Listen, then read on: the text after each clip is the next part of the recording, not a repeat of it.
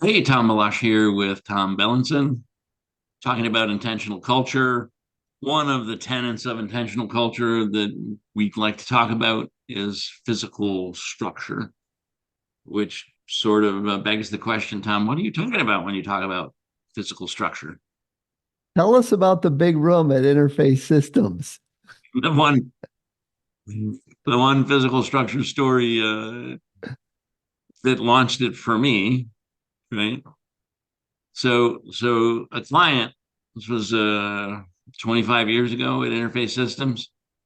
I go in to visit because they want some training on object-oriented programming and software architecture, and that was something I was doing a lot of in the 90s when people still cared about software architecture. That's another story.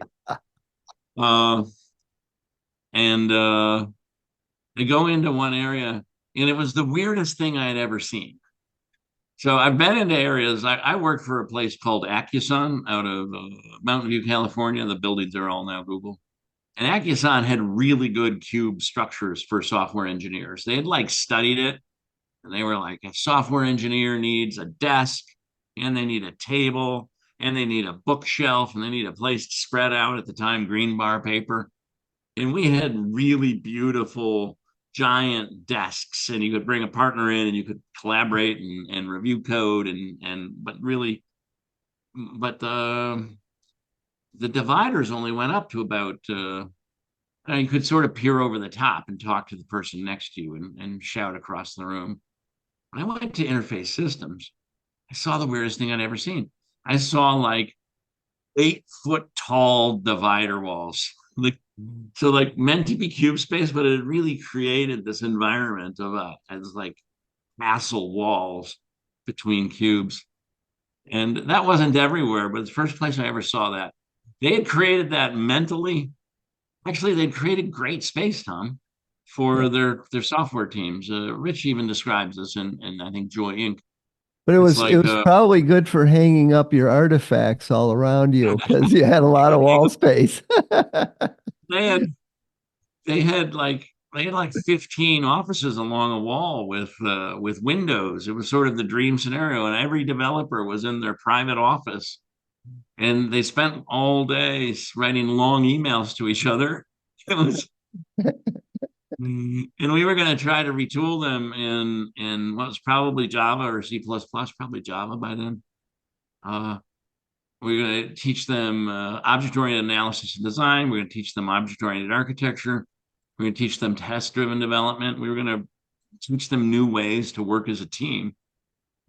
And it was clear that these offices, the like the dream scenario, every developer, like we're getting in the way. Is literally getting in the way. There was this big empty factory space, and we're like, well, could we get that cleaned up and painted and put some power in there so that we could move in there to work more as a team?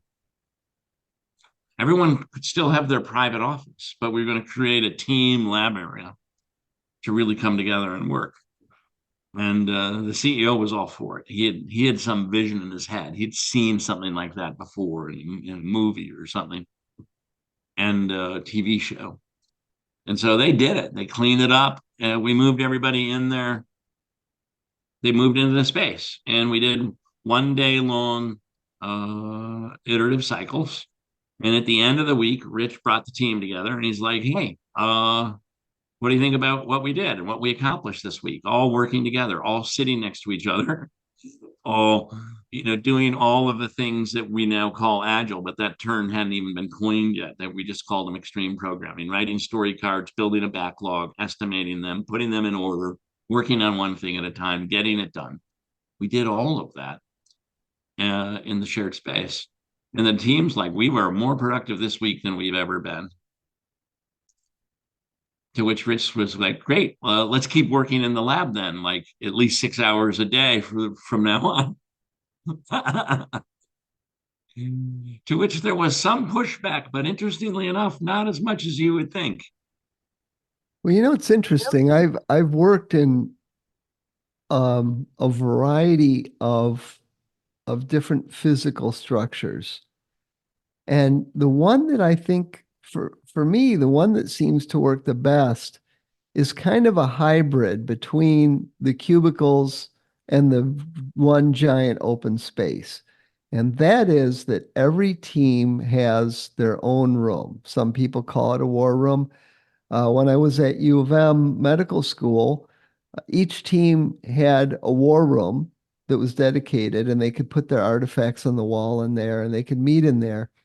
And then what tended to happen is when people were working alone or just pairing, they would be out in the collab space. But when the team was working together collectively, they would be in the war room. And I started wondering, well, what if all we had was the war room and the team had to be in that room working together all the time Yeah. because they didn't have any place else to go.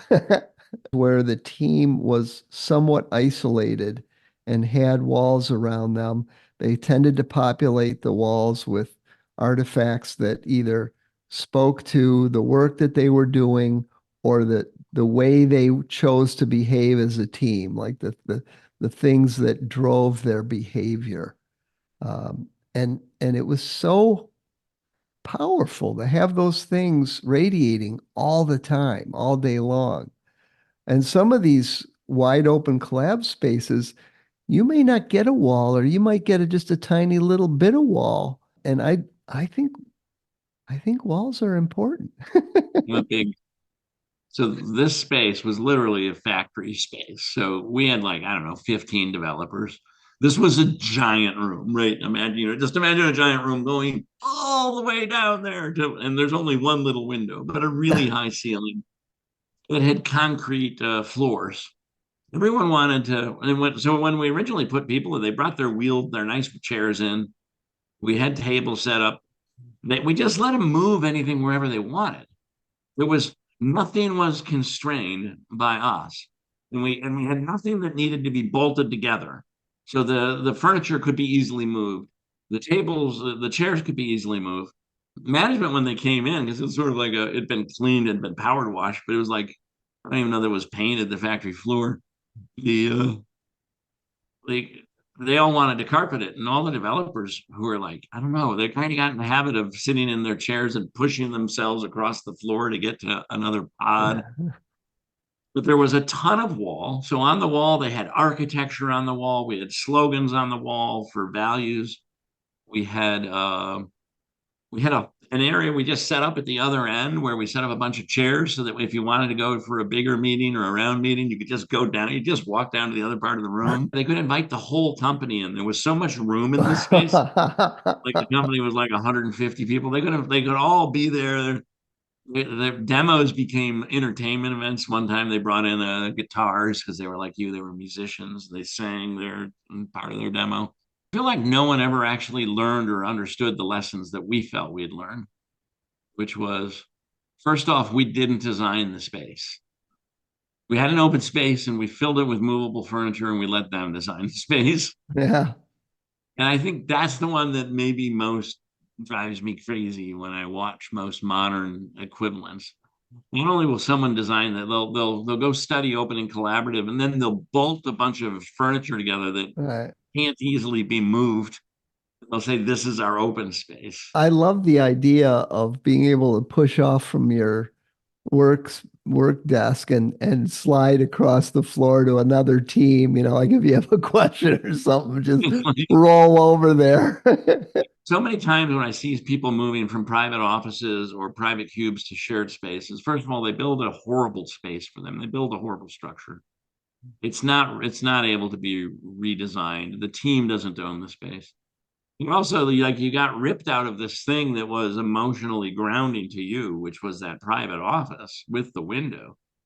And now you've lost that. You could have shared private spaces, I think, is because people don't need them all the time. I'm curious if you have a flexible work area, how do you handle network and power drops?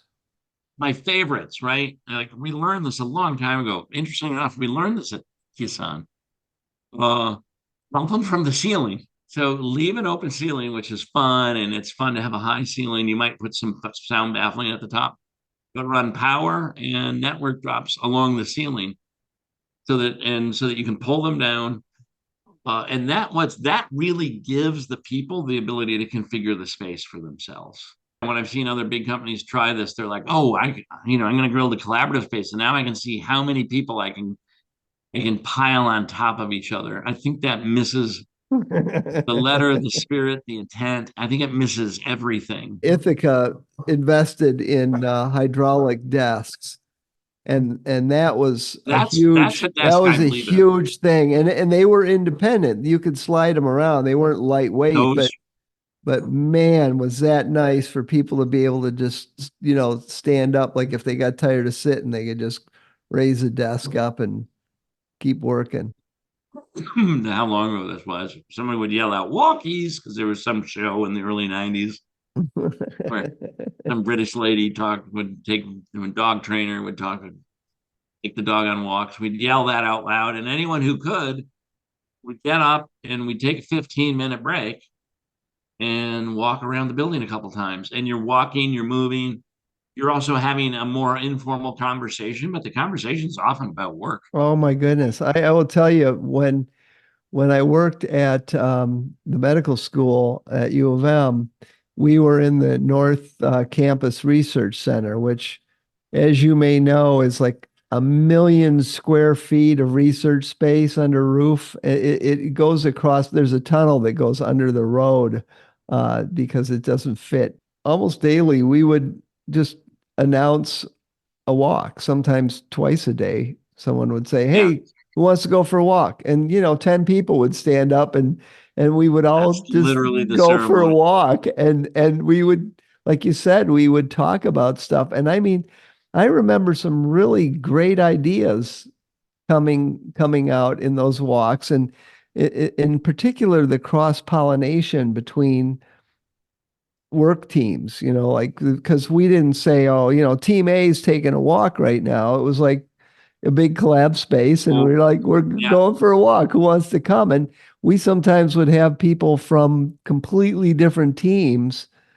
Maybe the data team was like a totally separate team, and they would go, "Oh, you can do that with SQL. You got to just do that." Like, "Oh, wow," because they would just be happen to be talking about some problem they were dealing with, and somebody there knew how to solve it. It's incredible.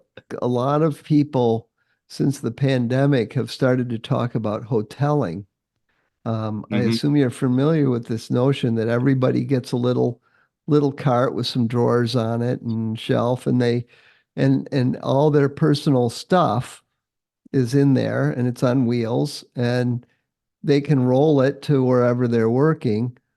And there's already monitors and keyboards and mice and things yeah, that everybody needs. So your laptop is probably in your backpack because you took it home, And so you roll up with your little cart and your backpack, you put the picture of your family out on the desk, and and it's you're not yours. Yeah, so Tim pioneered this 25 years ago with his little red radio flyer Yeah, wagon. right. Whiteboards are great, and you can actually stick some things to them, but of course then when you do that, you lose the space for whiteboarding. And so I I've seen where people have like cubicle walls that are like a whiteboard on wheels. Yeah, It's just a cubicle wall basically that rolls, and you can put your artifacts on it and roll them around with the whiteboard. I've seen that as well. I've also seen teams use whiteboards to create sort of walls between two teams.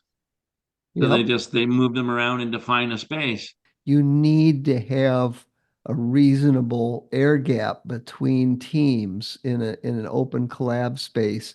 Like you said, you want to be able to hear everybody in the team, and you may, hear that people are talking on the other team, but unless you're really working to eavesdrop, you're not going to hear what they're saying. And that At the that other, helps you cut down on the distraction of other teams going through a cycle where maybe they're all talking about something in their collab space, and your team is kind of heads down working quietly. good talking with you, Tom. All right, we'll talk to you later.